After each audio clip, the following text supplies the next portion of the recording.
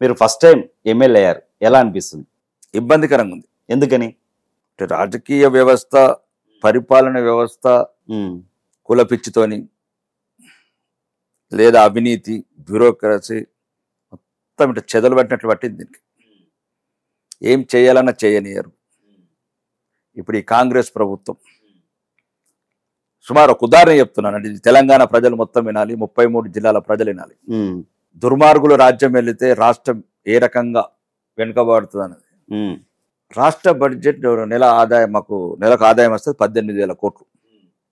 6,000 కోట్లు సాలరీస్కి పోతుంది, 6,000 కోట్లు అప్పులకు పోతుంది, 3,000 కోట్లు వెల్ఫేర్ స్కీమ్స్కి పోతాయి, 3,000 కోట్లు 33 జిల్లాలకు వంచాల్సిన ఈ దుర్మార్గులు, ఈ ప్రభుత్వం నల్గొండకు 1000 కోట్లు, ఖమ్మంకు 1000 కోట్లు, మహబూబ్ నగర్కు 1000 కోట్లు. ఈరోజు 30, ఇంతకు ముందేమో ఇప్పుడున్న ప్రస్తుత ముఖ్యమంత్రి గారు కావచ్చు, ఈ సీనియర్ మంత్రులు కావచ్చు, ఈ ఉత్తర తెలంగాణ పట్ల పగబట్టిన దక్షిణ తెలంగాణ సీనియర్ మంత్రులు కావచ్చు, అప్పుడేమో సిద్దిపేట, సిరిసిల్ల, గజ్వేల్ అన్నారు.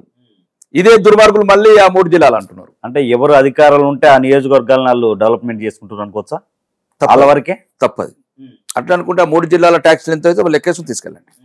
3 జిల్లాల మీద ఎంత అప్పు తీసుకొస్తారో అదే తీసుకెళ్ళండి. మా 30 జిల్లాల మీద అప్పు ఎందుకు చేస్తున్నారు? మా 30 జిల్లాల ఆదాయం మీరు ఎందుకు తీసుకెళ్తారు? దానికి ఒక ఉదాహరణ చెప్తాను. సుమారు ఇప్పుడు తెలంగాణ ప్రజానీకం మరియు కాంగ్రెస్ లో ఉన్న అందరు ఉత్తర తెలంగాణ వాళ్ళు వినాలి. కాంగ్రెస్, స్పెషల్లీ ఫర్ కాంగ్రెస్, తెలంగాణ మొదటి అసెంబ్లీ సమావేశాలలో కొడంగల్కు ఒక model school, integrated model school అని శాంక్షన్ చేశారు. అప్పుడే డిసెంబర్ మంత్లో నేను అడిగాను, దక్షిణ తెలంగాణకు ముఖ్యమంత్రి గారు మీరెట్లా తీసుకెళ్తారు, ఒక మోడల్ పైలట్ ప్రాజెక్టు ఉత్తర తెలంగాణ ఆర్మూర్ గుడి ఇవ్వండి. సరే అన్నారు. నిండు అసెంబ్లీలో స్పీకర్ సాక్షిగా కోమటిరెడ్డి వెంకటరెడ్డి గారు కావాలంటే ఇవన్నీ చెక్ చేసుకోవచ్చు ప్రజలు. తర్వాత ఆ రెండో పైలట్ 22 లెటర్లు ఇచ్చాను ముఖ్యమంత్రి గారికి, ఉప ముఖ్యమంత్రి గారికి, ప్రభుత్వంకు, చీఫ్ సెక్రటరీకి. ఒక శాసనసభ్యుడిగా నా ప్రజల పట్ల కనీసం ఏదో ఒకటి చేయాలి. తర్వాత దక్షిణ తెలంగాణకు చెందిన దళిత బిడ్డ కోటల ఉప ముఖ్యమంత్రి అయిన బట్టి విక్రమార్క ప్రజాభవన్లో, రాజ దర్బార్లు, దొరలున్న బిల్డింగులు ఉండేది. బట్టి విక్రమార్క గారు ఇంకొకటి తీసుకెళ్ళిపోయారు మదిరకు. ఒక రెడ్డి దొరనేమో కొడంగల్ తీసుకెళ్లాడు, ఒక దళిత దొరనేమో మదిరకు తీసుకెళ్లాడు. తర్వాత మళ్ళీ కొట్లాడాను, ఉప ముఖ్యమంత్రి గారితో కొట్లాడాను, ముఖ్యమంత్రి గారితో. ఇది న్యాయం కాదు, మీరు పక్షపాతం చూపిస్తున్నారు, మళ్ళీ రాష్ట్రాన్ని ముక్కలు చేయాలనుకుంటున్నారు. మీరు ఇట్లాంటి చేసే ఆంధ్రప్రదేశ్ని విడగొట్టారు. మీ దుర్మార్గమైన రాజకీయాల వల్ల ప్రజల మధ్యన మనస్పార్థలు రేపి 1,200 మంది బిడ్డలను చంపి రాష్ట్రాన్ని విడగొట్టారు. మళ్ళీ మా బిడ్డలు ఎంతమందిని చంపాలనుకుంటున్నారు అడిగాను. అయినా చలనం రాలేదు. మళ్ళీ 20 స్కూల్స్ అలాట్ చేశారు. ఆ 20 స్కూల్లో కూడా ఆర్మూర్ లేదు. మొదటి నుంచి పోరాడినవని నేను, మీకే లేదు. పోరాడి కన్నది నేనైతే ఎత్తుకొని ముద్దాడుతున్నది వాళ్ళు. నల్గొండకు 4, ఖమ్మంకు 4, మహబూబ్నగర్కు 4.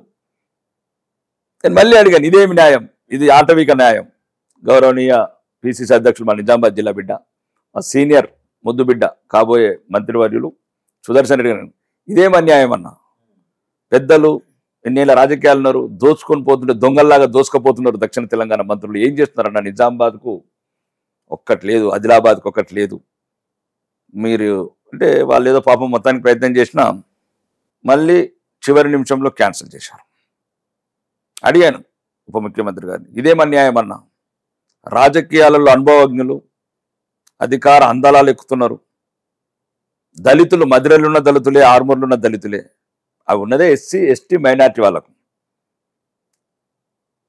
మదిరలు ఉన్న వాళ్ళు ఏమి దళితులు గారు అని ఏదో ఒక రకమైన రాజకీయ నాయకుడు సమాధానం ఇచ్చాడు. అంటే ఆయన ఒక ప్రభుత్వంలో ఉన్న నాయకుల్లాగా ప్రవర్తిస్తలేరు. వీళ్ళు పార్టీ పరిపాలన చేస్తున్నది ప్రజాస్వామ్యానికి ముప్పు అని నేను అంటాను.